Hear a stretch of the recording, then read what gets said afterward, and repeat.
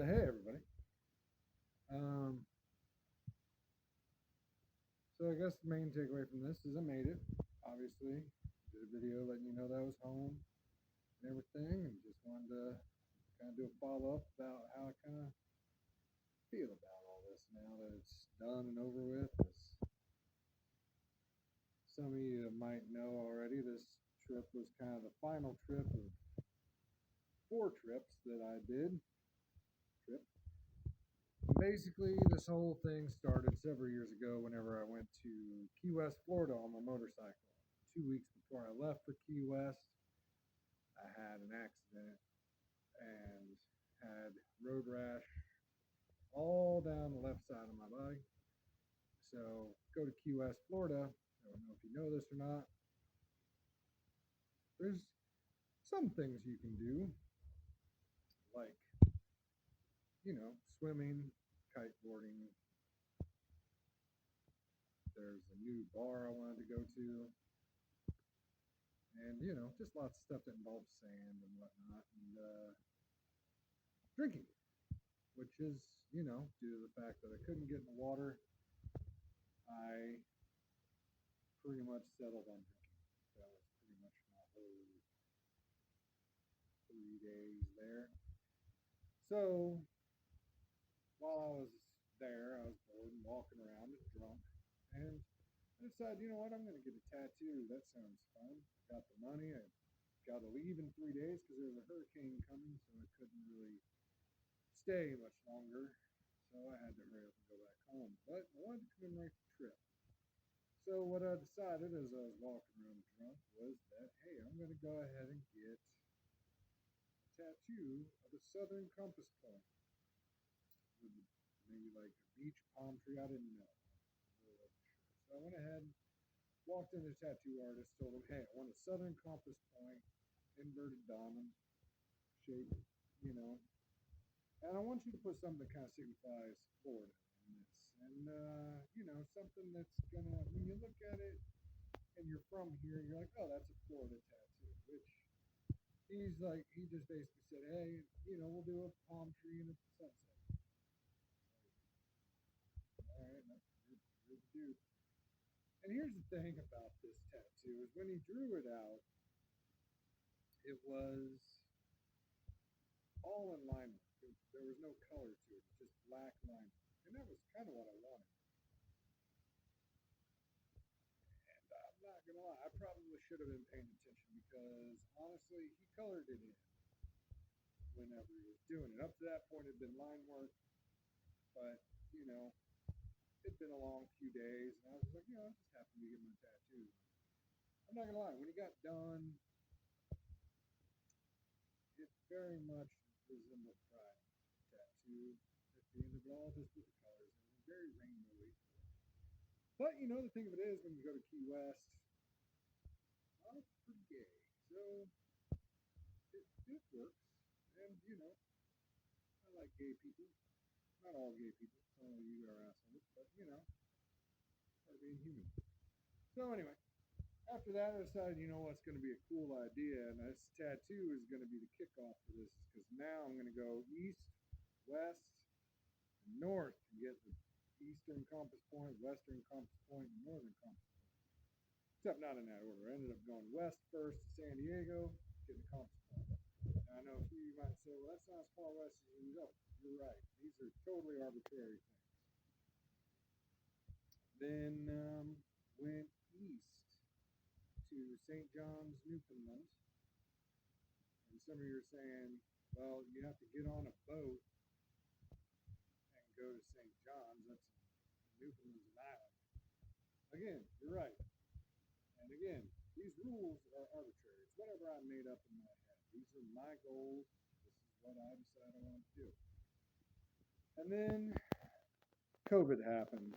Life happened. 3 or 4 years went by. The North trip kept getting put off over and over and over again for different reasons.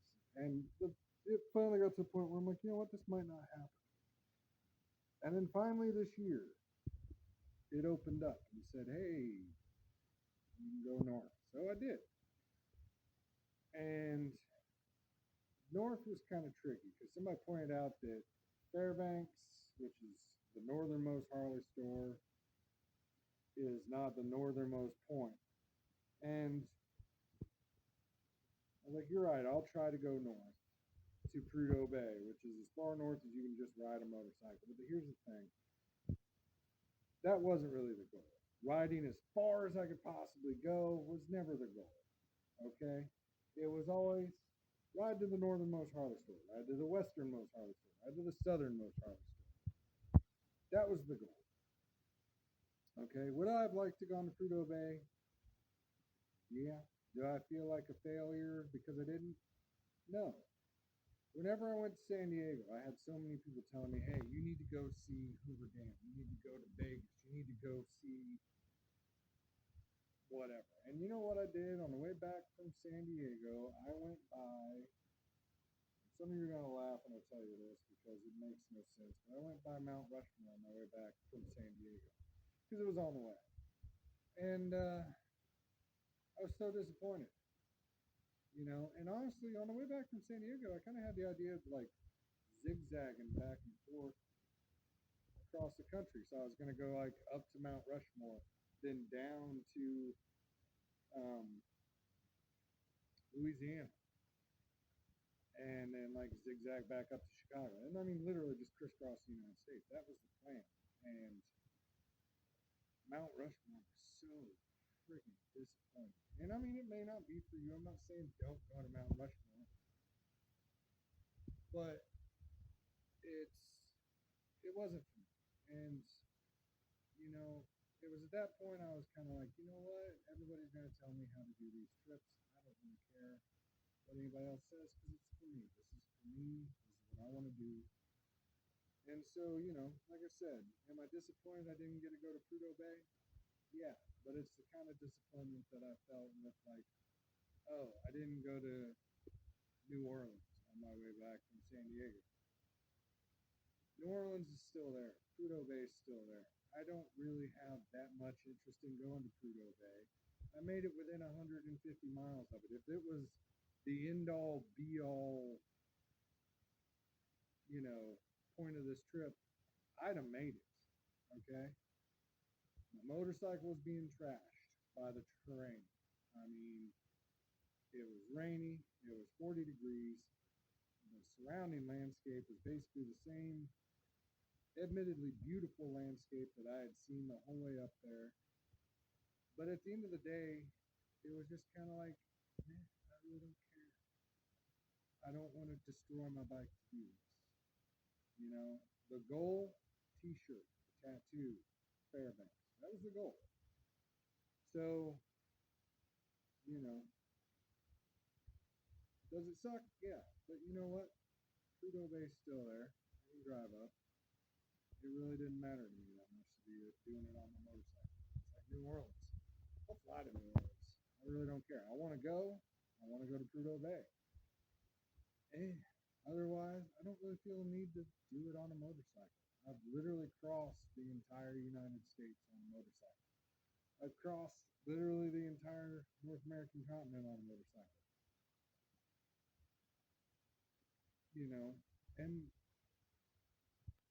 at the end of it all, here's my takeaway is, you know, people ask me, is this something you would recommend doing? Would you say, yeah, take off on a motorcycle and go see the country? No. No, I don't recommend doing it. You know, here's why. Is I took off 2 weeks to go to make that trip in a reasonable amount with a reasonable amount of time coming home. And what I mean by that is giving myself a couple of buffer days, not really to relax once I got home, although it is nice to have that. Not really to relax when I got home, but if I had to stop somewhere for a day and fix my bike or get a tire put on or literally just get it towed somewhere or something, I had that option.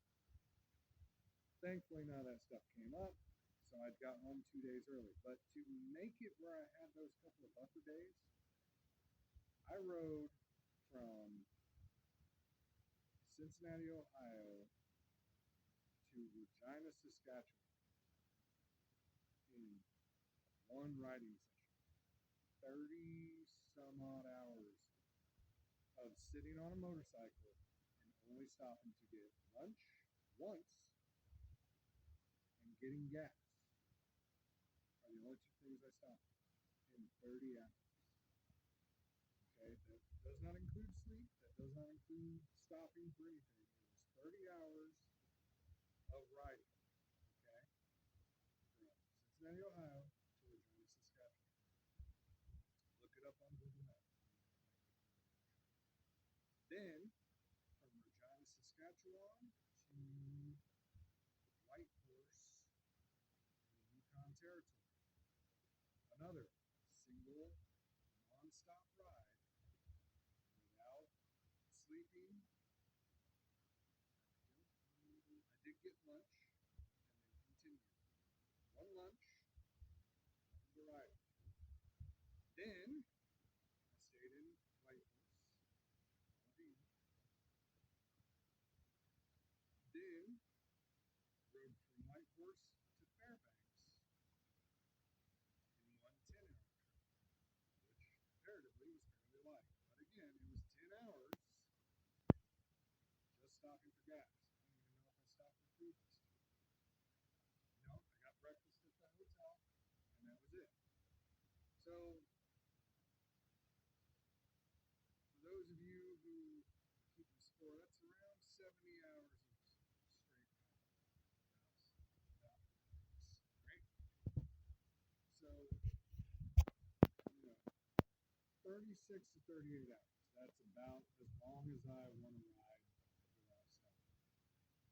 So, got to Fairbanks, fooling around, finally found a hotel, went out, got my tattoo, got my t-shirt, or got my tattoo lined up, took off to go to Prudhoe Bay.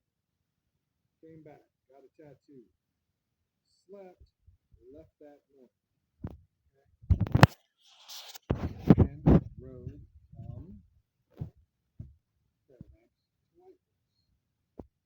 And then did exactly what I did before, rode from Whitehorse to this time Lloydminster, which is just on the border of Saskatchewan. It's right, it's in Alberta. It's right on the border of Saskatchewan. Literally 10 minutes out of town, you pass into Saskatchewan. Then rode from Lloydminster to home, non-stop. And I got home on Friday. I got basically a week in Fairbanks, and or less than a week. I got to Fairbanks on Wednesday, stayed there through Monday, and then rode home. Now, that's not the only reason I don't recommend taking off on a motorcycle and going and seeing the country. You can take more time. I mean, I had 2 weeks of vacation time to take for this. That was kind of all I had. You can take more time. That's not the reason. Okay. Here's why I don't recommend it. One, I rode through rain.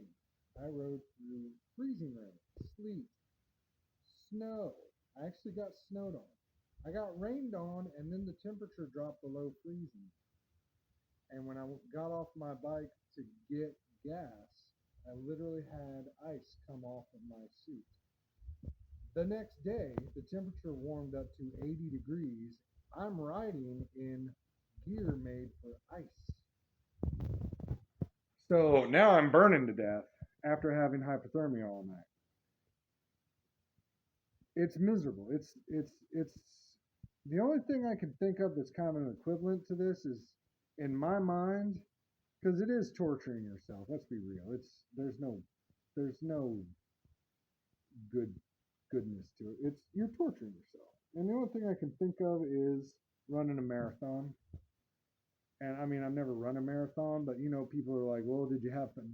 Have you ever asked somebody who just ran a marathon, did you have fun?" That's not really the friggin' point of running a marathon.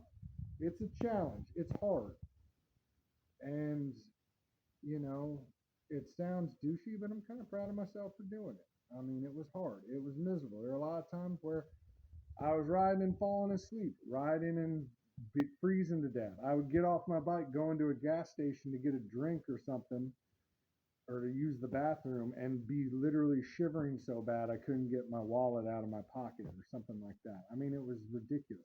There are times where I was sitting in traffic areas in 34-degree temperatures with it raining and snowing on me, and I'm just sitting there waiting to go.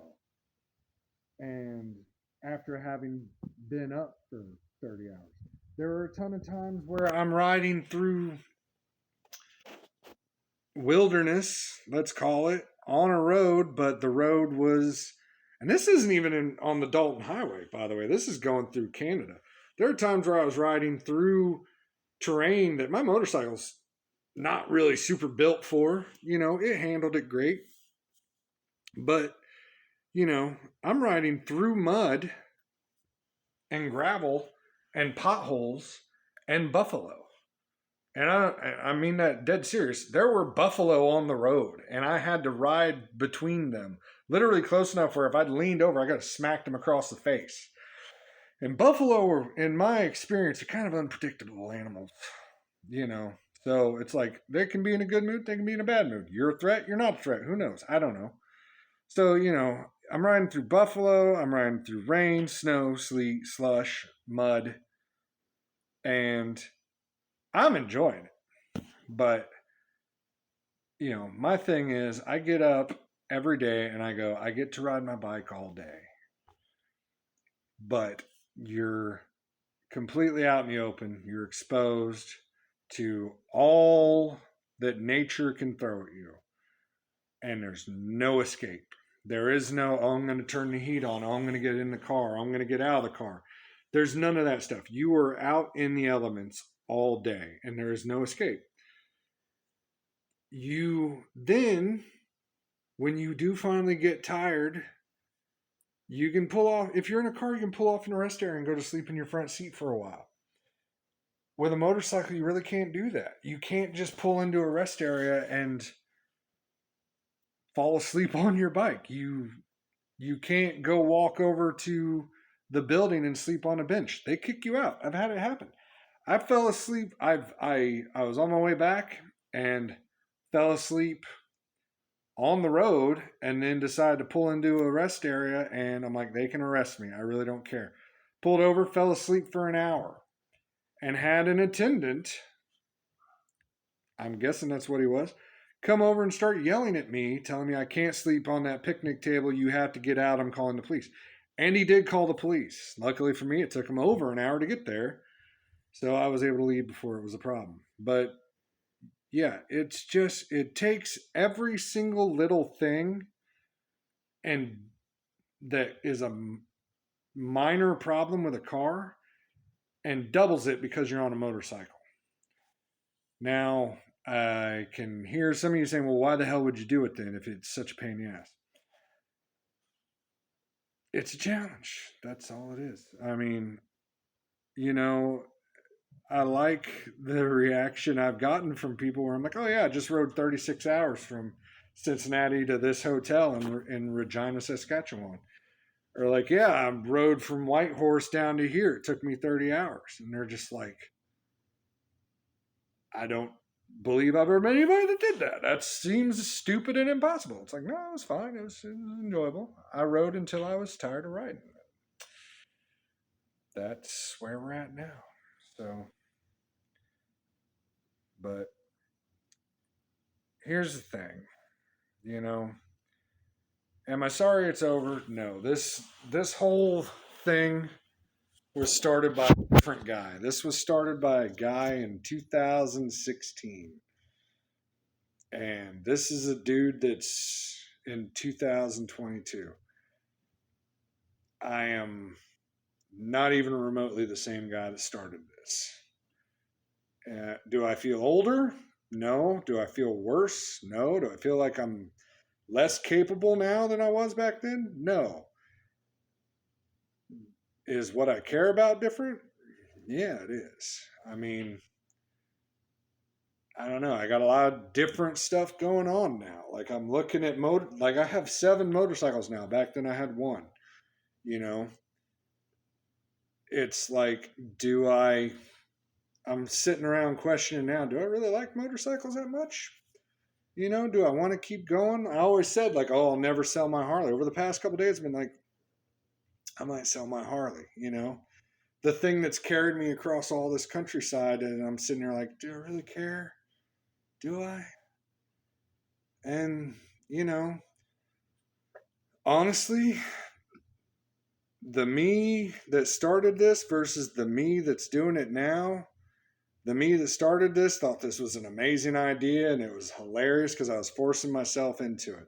The me that just did all this, honestly, even before the trip started, I really didn't want to be bothered that much. I really didn't want to do this that much, but I did.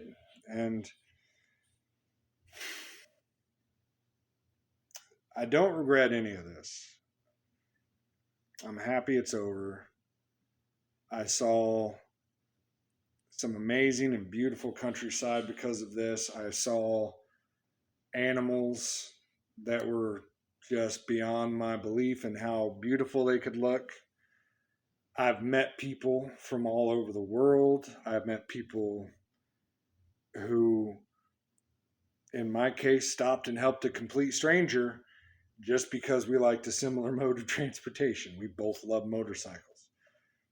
I've sat and talked with hours to people only to realize, or talked with people for hours, only to realize after we go our separate ways, didn't know their names, never going to meet them again, maybe. But I talked to them like I've known them for years. And it's been outstanding. I mean, the aspects of this trip that I have experienced were amazing. And I'm so happy that I did this. I am so happy that it's over, and I'm so happy that I get to move on to the next thing. So, you know, like I said, do I recommend doing this? No. It's oftentimes cold and miserable and hot and miserable, and the roads are long and traffic sucks and you're getting hot exhaust blown up on you, and it's just awful. The reason I totally recommend doing this, though, is because in the middle of all that, and in in the little gaps in between, you get these absolutely amazing moments, these absolutely perfect little bits of time that are burned into my memory forever and are never going to go away. The feelings that you get from the smells, the sights, the sounds, the people, the sense of belonging that I got from just people who happen to be staying in the same hotel and happen to be on motorcycles. We were friends that night because we're all staying at a crappy Motel 8 and we all have bikes in the parking lot. It was amazing. And those are with me forever. And the horrible parts fade away. The being tired fades away. The absolute agony of sitting on a stock Harley seat for days on end. All that stuff leaves, but the parts that are good, the parts that really stick with you, are there forever. And it's just the best. So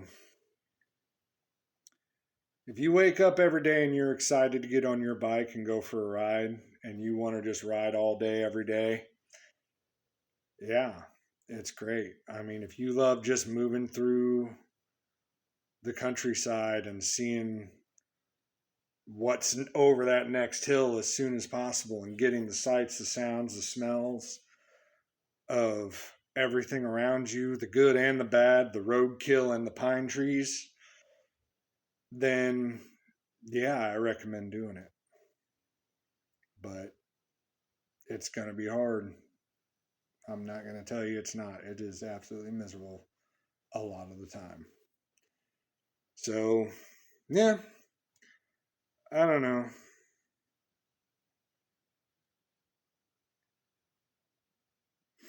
Anyway, I know a lot of you are curious, so I decided I'm finally going to show everybody my tattoo. And like I said, just remember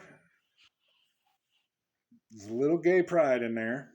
I'm not gay, but you know. So, anyway,